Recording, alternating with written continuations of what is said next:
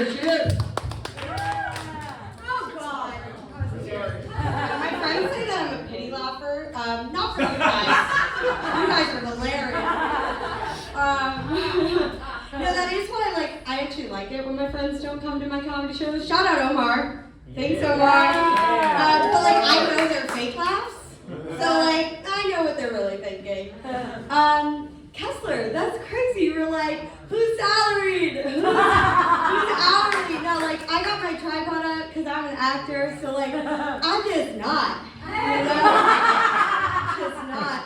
I'm actually really happy about this government shutdown, though, because I'm from D.C. My father worked for the federal government for 40 years. And my sister works for the federal government. She works at NOAA, so she's doing National Oceanic and Atmospheric Administration. So she's doing great right now.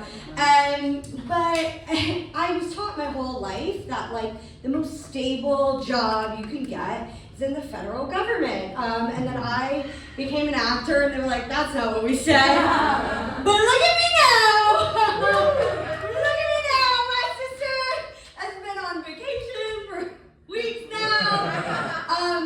Now, she was able to buy a house with her salary before, so she is, like, relaxing in her hot tub that she can afford. But that's fine. That's cool. Yeah, so I am a patrilineal anti-Zionist Jew. Thank you. So I kind of hit the not a real Jew jackpot, which is awesome. I'm still working on the Jew for Jesus thing. I'll get to that, but we'll make it there. Being a patrilineal Jew is honestly really annoying because it's like this group of rabbis thousands of years ago were like, what if the one time patriarchy could benefit you? It doesn't. Like, that's crazy. And this is how I think it went down. Right? I think these rabbis met up to tie up some loose strings in a meeting that could have been an email, and they were like, all right, let's go through a couple of things. All right, your tribe, that'll come from your father. Your ethnicity, your Jewish ethnicity, that'll come from your father. Your Jewish traditions, that will come from your father.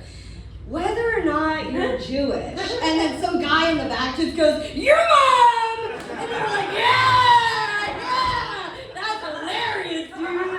Thanks, Moisha. Write that one down. It's like, fuck.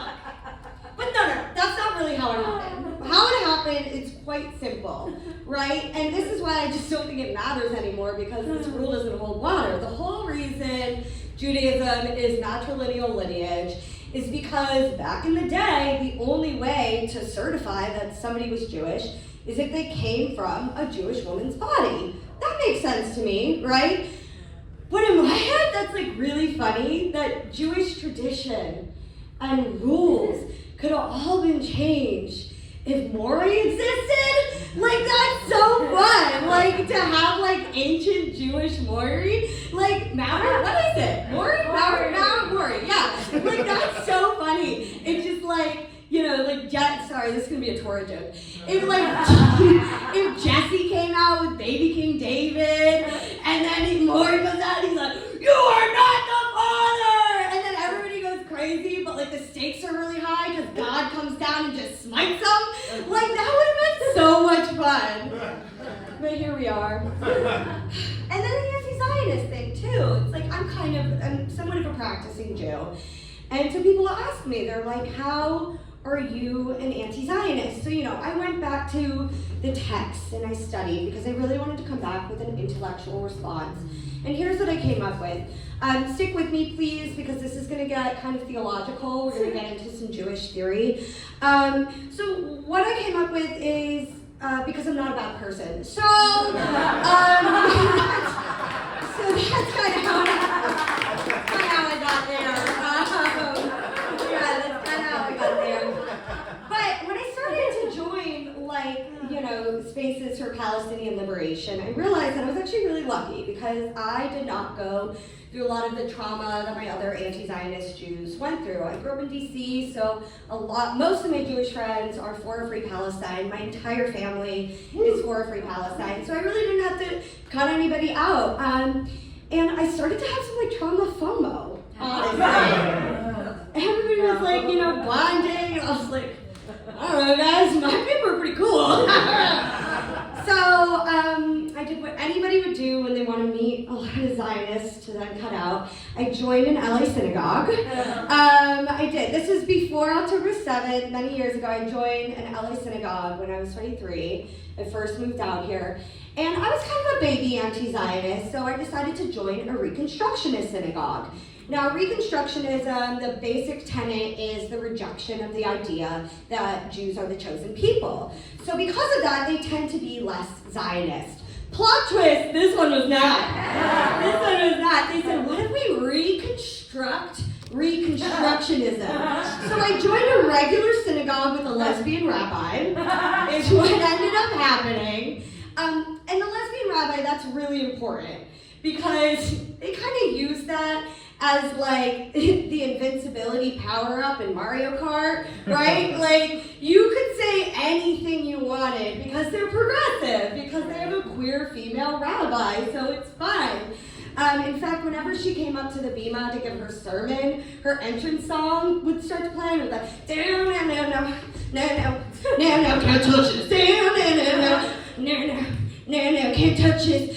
Today I want to talk about how what's happening in Gaza, honestly, not that bad. Not that bad. That's kind of how it would go.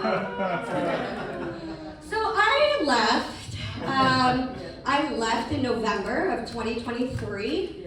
And I kind of had to have this weird exit interview with the rabbi because she really wanted me to stay. I think I added some like cool hipness to the place. I brought the median age of the congregants down from 72 to 71 and a half.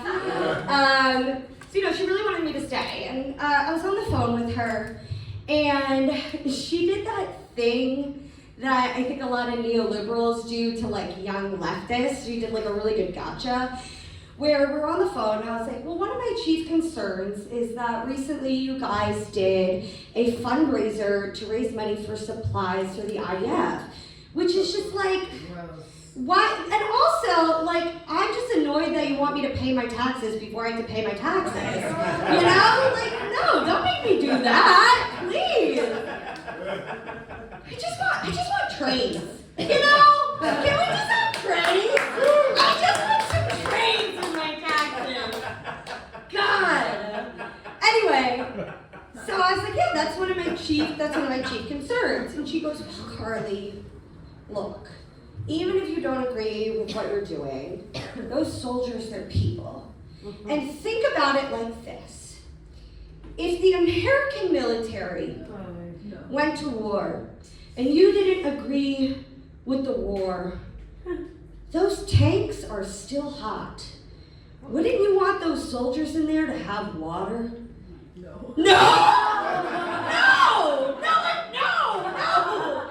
I wouldn't!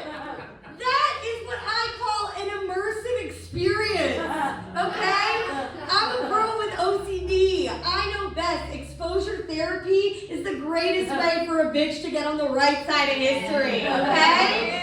If you are cutting off the water supply to Palestinians, I don't feel that bad that your hydro flask is bone dry. I'm sorry. I do not care. Oh, it was great. It was great. So yeah, I left. It's been hard though.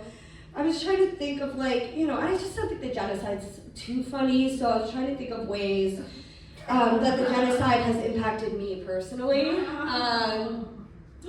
And I do like to date Jewishly. I would like, that would be nice, But it's been hard to find anti-Zionist Jews to date out here. And no offense to JVP stuff, but they're not that fun, guys. I don't know if you've been to one.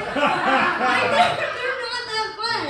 And so thank you. So the best other anti-Zionist Jews is at pro-Palestine rallies, which also happen to be the least romantic place to be anti-Zionist Jews. Like, you can't rock up on someone and be like, hey, you come here often? Like, yeah, they do! But like, I'm not gonna flirt with you while we're trying to face genocide. Anyway, oh God. No, I am hopeful though. To close out, I am hopeful. There's obviously